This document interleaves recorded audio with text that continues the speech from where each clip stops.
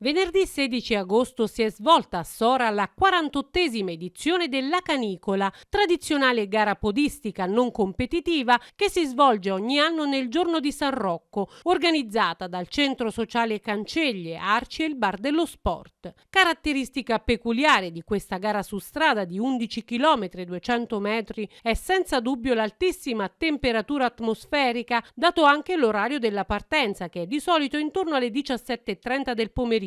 Da qui appunto la denominazione di canicola. La canicola Memorial Sergio Alonzi si svolge su un percorso di 11 km e 200 metri, con partenza nel centro storico della città, precisamente da via Cittadella, nel quartiere di Canceglie, attraversa via Napoli, viale San Domenico, via Barca San Domenico, la zona della Selva, San Rocco e torna nel centro della città, Canceglie, al Bar dello Sport. 305 gli iscritti che hanno partecipato all'edizione 2019, che ha visto salire sui gradini del podio per gli uomini al primo posto Carmine Buccilli dell'ASD Corrialvito, che ha completato il percorso in 35 minuti e 7 secondi. Al secondo posto Davide Di Folco della SD Polisportiva Ciociaria Fava con 37 minuti e 37 secondi. Al terzo posto invece Francesco Coppa della SD War Win All Race con 38 minuti e 06.